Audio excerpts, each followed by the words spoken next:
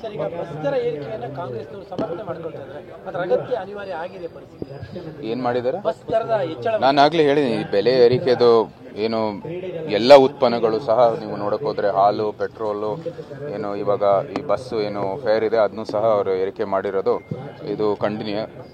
ಕಾರಣಾಂತರದಿಂದ ಅವರು ಏನು ಈ ಗ್ಯಾರಂಟಿ ಯೋಜನೆ ಅದರ ಬೆಂಬಲಕ್ಕಾಗಿ ಇದು ಬೇರೆ ಕಡೆಯಿಂದ ಹಣ ಉತ್ಪಾದಿಸುವಂಥದ್ದು ಆಗ್ತಾ ಇದೆ. ಸೊ ಈ ನಿಟ್ಟಿನಲ್ಲಿ ಅವರು ನಿಜವಾಗ್ಲೂ ಒಂದು ಪರಿಶೀಲನೆ ಮಾಡಬೇಕಾಗಿದೆ. ಯಾವ್ಯಾವ ಯೋಜನೆ ತಮ್ಮ ಏನು ಆರ್ಥಿಕ ಒಂದು ಚೌಕಟ್ಟಿನಲ್ಲಿ ಅದಕ್ಕೆ ಸಾಧ್ಯವಾಗುತ್ತೋ ಇಲ್ವೋ ಅಂತ ಪರಿಶೀಲನೆ ಮಾಡಬೇಕಾಗಿರುವಂಥದ್ದು ಸಮಯ. ರಾಜ್ಯದ ಒಂದು ಸಮಸ್ಯರಿಗೆ ಅವರ ಹಿತಕ್ಕಾಗಿ ಯೋಜನೆಗಳನ್ನು ಸ್ಥಾಪನೆ ಮಾಡಬೇಕಾಗಿರೋದು ಒಂದು ಸರ್ಕಾರದ ಉದ್ದೇಶ. ಅದಕ್ಕಾಗಿ ಈ ನಿಟ್ಟಿನಲ್ಲಿ ಅವರು ಕೆಲಸ ಮಾಡಿದ್ರೆ ಉತ್ತಮ ಅಂತ ನಾವು ಭಾವಿಸ್ತೀವಿ. ಗ್ಯಾರಂಟಿ ಯೋಜನೆಗಳ ಪುನರ್ ಪರಿಶೀಲನೆ ಆಗಬೇಕು. ಅವರು ಗ್ಯಾರಂಟಿಯ ಒಂದು ಆಧಾರ ಮೇಲೆ ಚುನಾವಣೆ ಗೆದ್ದಿದ್ದಾರೆ. ಸೊ ಆ ಗ್ಯಾರಂಟಿಗಳು ಕೊಡಲೇಬೇಕು ಅವರು.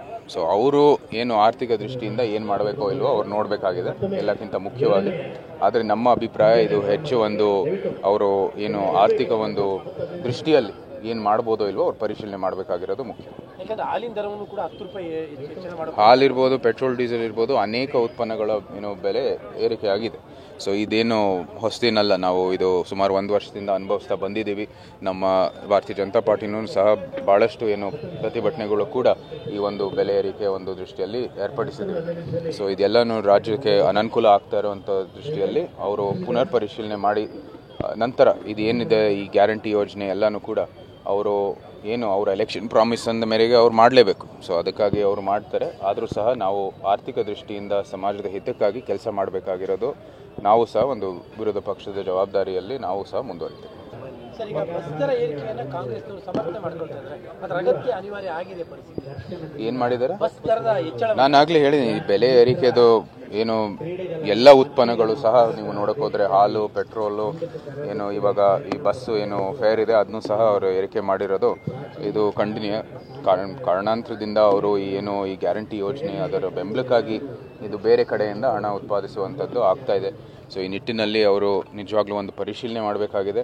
ಯಾವ್ಯಾವ ಯೋಜನೆ ತಮ್ಮ ಏನು ಆರ್ಥಿಕ ಒಂದು ಚೌಕಟ್ಟಿನಲ್ಲಿ ಅದಕ್ಕೆ ಸಾಧ್ಯವಾಗುತ್ತೋ ಇಲ್ವೋ ಅಂತ ಪರಿಶೀಲನೆ ಮಾಡಬೇಕಾಗಿರುವಂಥದ್ದು ಸಮಯ. ರಾಜ್ಯದ ಒಂದು ಸಮಸ್ಯರಿಗೆ ಅವರ ಹಿತಕ್ಕಾಗಿ ಯೋಜನೆಗಳನ್ನು ಸ್ಥಾಪನೆ ಮಾಡಬೇಕಾಗಿರೋದು ಒಂದು ಸರ್ಕಾರದ ಉದ್ದೇಶ. ಅದಕ್ಕಾಗಿ ಈ ನಿಟ್ಟಿನಲ್ಲಿ ಅವರು ಕೆಲಸ ಮಾಡಿದ್ರೆ ಉತ್ತಮ ಅಂತ ನಾವು ಭಾವಿಸ್ತೀವಿ. ಗ್ಯಾರಂಟಿ ಯೋಜನೆಗಳ ಪುನರ್ ಪರಿಶೀಲನೆ ಆಗಬೇಕು. ಅವರು ಗ್ಯಾರಂಟಿಯ ಒಂದು ಆಧಾರ ಮೇಲೆ ಚುನಾವಣೆ ಗೆದ್ದಿದ್ದಾರೆ. ಸೊ ಆ ಗ್ಯಾರಂಟಿಗಳು ಕೊಡಲೇಬೇಕು ಅವರು. ಸೊ ಅವರು ಏನು ಆರ್ಥಿಕ ದೃಷ್ಟಿಯಿಂದ ಏನು ಮಾಡಬೇಕೋ ಇಲ್ವೋ ಅವ್ರು ನೋಡಬೇಕಾಗಿದೆ ಎಲ್ಲಕ್ಕಿಂತ ಮುಖ್ಯವಾಗಿ. ಆದರೆ ನಮ್ಮ ಅಭಿಪ್ರಾಯ ಇದು ಹೆಚ್ಚು ಒಂದು ಅವರು ಏನು ಆರ್ಥಿಕ ಒಂದು ದೃಷ್ಟಿಯಲ್ಲಿ ಏನು ಮಾಡ್ಬೋದೋ ಇಲ್ವೋ ಅವ್ರು ಪರಿಶೀಲನೆ ಮಾಡಬೇಕಾಗಿರೋದು ಮುಖ್ಯ. ಹಾಲಿನ ದರವನ್ನು ಕೂಡ 10 ರೂಪಾಯಿ ಹೆಚ್ಚಳ ಮಾಡಬೇಕು. ಹಾಲಿರ್ಬೋದು, ಪೆಟ್ರೋಲ್, ಡೀಸೆಲ್ ಇರ್ಬೋದು, ಅನೇಕ ಉತ್ಪನ್ನಗಳ ಏನು ಬೆಲೆ ಏರಿಕೆ ಆಗಿದೆ. ಸೊ ಇದೇನು ಹೊಸದೇನಲ್ಲ, ನಾವು ಇದು ಸುಮಾರು 1 ವರ್ಷದಿಂದ ಅನುಭವಿಸ್ತಾ ಬಂದಿದ್ದೀವಿ.